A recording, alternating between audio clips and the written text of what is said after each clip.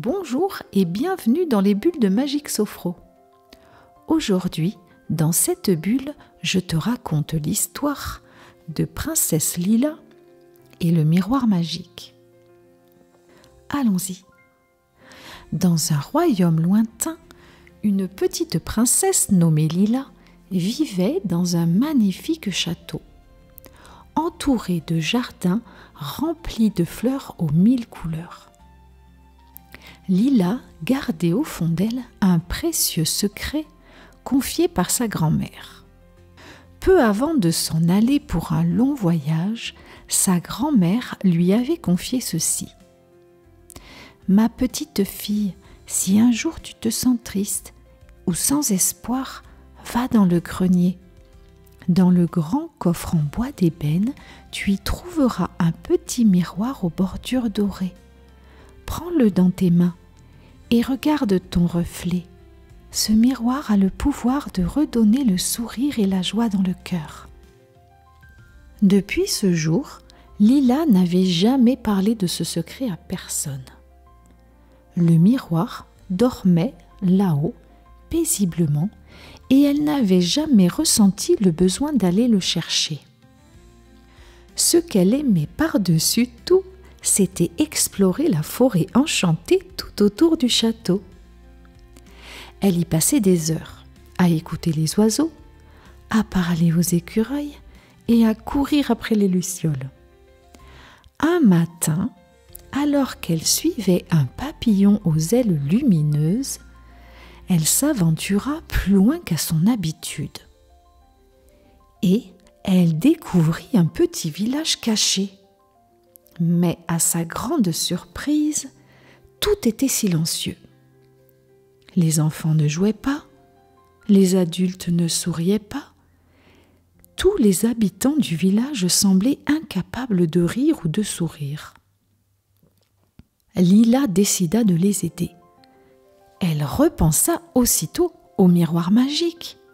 Peut-être pouvait-il les sauver, se dit-elle. Elle courut jusqu'au château, monta 2 à 2 les marches du grenier, puis se retrouva face au grand coffre en bois d'ébène. Elle ouvrit le coffre, saisit le miroir avec précaution, puis retourna au village et le tendit à une vieille femme au regard éteint. Mais rien ne se passa. Elle tenta la même chose avec une autre vieille dame. Toujours rien, pas de sourire, pas d'étincelle. Le miroir semblait inactif. Intriguée, Lila interrogea les villageois. Et c'est ainsi qu'elle apprit qu'un sort avait été jeté par une sorcière vivant au sommet de la montagne noire au-delà de la forêt. Une sorcière qui, disait-on, détestait la joie plus que tout. Sans hésiter, Lila prit la route. Le chemin était sinueux, mais après une longue marche, elle arriva enfin devant la demeure de la sorcière. Elle frappa doucement à la porte et, à sa grande surprise, la sorcière n'était pas aussi terrible qu'on le disait.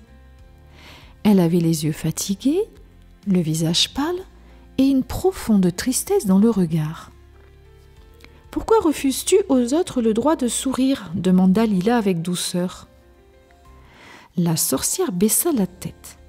« Parce que moi je ne ressens plus rien, plus de joie, plus de rire, plus de lumière. » Lila comprit alors que cette sorcière n'était pas vraiment méchante, mais plutôt blessée. Elle sortit alors le miroir magique qu'elle avait rangé dans un coin de sa robe et le montra à la vieille dame.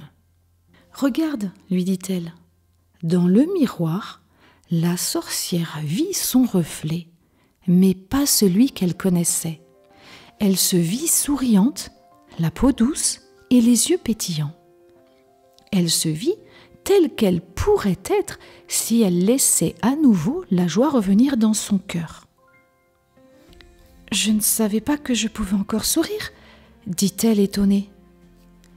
Le miroir avait réveillé en elle un souvenir oublié, une sensation qui s'était enfouie depuis bien longtemps. Émue par tant de gentillesse, elle comprit qu'elle ne pouvait plus faire souffrir les autres à cause de sa propre tristesse. La sorcière leva aussitôt le sortilège. Un grand faisceau de lumière s'éleva dans le ciel et se répandit jusqu'au village. Les habitants se mirent à rire à nouveau et les enfants à jouer joyeusement. Les rues du village reprirent vie. Les marchands chantaient derrière leurs étalages. Tout le village semblait heureux de vivre. La sorcière, quant à elle, sentit son cœur s'alléger. Lila lui avait montré que la gentillesse pouvait guérir les plus anciennes des blessures. Lila rentra au château, le cœur apaisé et rempli de joie. Elle avait redonné le sourire à tout un village et peut-être même à une vieille dame oubliée. Quelques jours plus tard, l'histoire de la petite princesse au cœur vaillant arriva aux oreilles d'un jeune prince. Intrigué par son courage et son geste, il décida de venir la rencontrer. Mais ça, c'est une autre histoire. En attendant de te retrouver dans une prochaine aventure, je te dis à très bientôt. À bientôt les amis. À bientôt les enfants.